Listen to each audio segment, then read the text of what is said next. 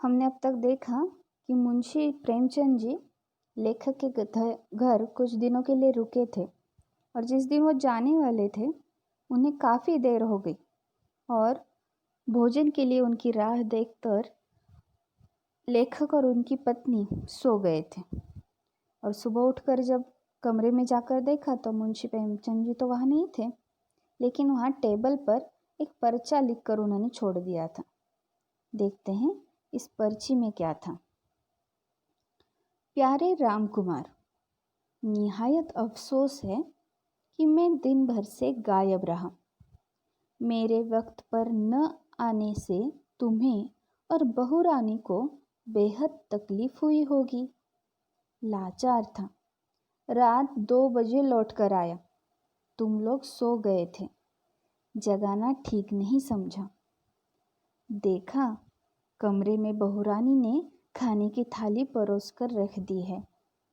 बढ़िया खीर भी थी, लेकिन इलाहाबाद की गर्मी में सुबह की बनी हुई खीर का दूध फट गया था।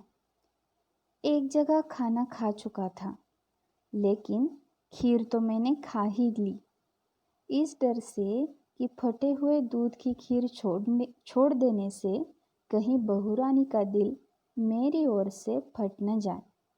खैर, उनको बहुत बहुत आशीर्वाद। वे खुश रहें। फौरन जा रहा हूँ। 4 बजे की गाड़ी पकड़नी है। भाई बुरा मत मानना, बगैर मिले जा रहा हूँ। तुम्हारा धनपत राय। और इस तरह विश्वविख्यात कहानीकार और उपन्यासकार प्रेमचंद जी उस रात मेरे घर से चले गए। देखिए, इस संस्मरण का ये अंतिम परिच्छेद है। मुंशी प्रेमचंद जी ने जो पर्चा टेबल पर लिखकर छोड़ दिया था, उसमें उन्होंने क्या लिखा है देखिए। प्यारे रामकुमार।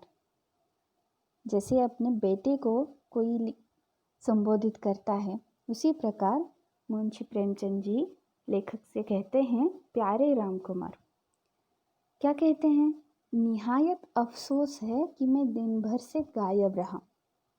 बहुत अफसोस है, मुझे बहुत दुख है कि मैं दिन भर किसी न किसी काम से लेकर बाहर ही रहा और मुझे वक्त पर आना भी नहीं संभव हुआ।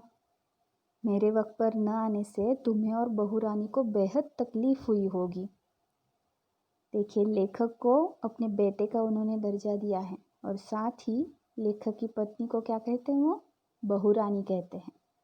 और अपने देर से आने की कृति को लेकर वो बहुत ही ज़्यादा अफसोस जताते हैं लेखक से कि मेरे देर से आने की वजह से तुम्हें बहुत तकलीफ हुई, लेकिन मैं लाचार था, मैं कुछ नहीं कर सकता था क्योंकि लोग ही इतने मिलने आए थे, बहुत सारा काम था जो ख़त्म करते करते मुझे बहुत देर हो गई और रात को 2 बजे मैं लौट कर आया हूँ।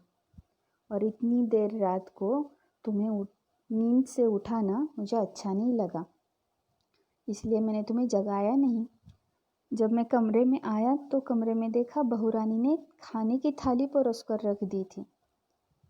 खाने की थाली देखकर प्रेमचंद जी ने थाली को खोलकर देखा, उसमें खीर भी थी, लेकिन ये जो खीर थी दूध से बनी हुई, ये खीर सुबह बनाई गई थी, लेकिन इलाहाबाद की गर्मी में सुबह बनाई हुई ये जो खीर थी उसका दूध फट गया था, मतलब खराब हो गया था दूध। प्रेमचंद जी एक जगह खाना खा कर आए थे, लेकिन जो खीर थी उनकी पसंदीदा थी, इसीलिए दूध फटा हुआ होने के बावजूद भी उन्होंने पूरी खीर खा डाली।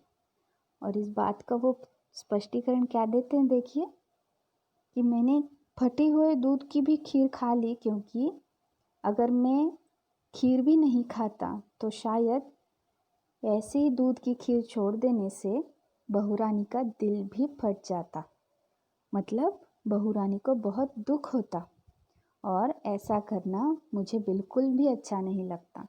तुम दोनों ने मेरा इतना ख्याल रखा, मुझे इतनी अच्छी मेहमान नवाजी मेरी की, तो इसलिए तुम्हारा दिल रखने के लिए मैंने वो खीर बहुत ही अच्छे ढंग से खा ली है। उन्हें बहुत बहुत आशीर्वाद। खुश रहें। अब फौरन जाने का कारण क्या बताते हैं प्रेमचंद जी? एक तो रात को देर से लौटे थे वो, और सुबह 4 बजे की गाड़ी भी पकड़नी थी।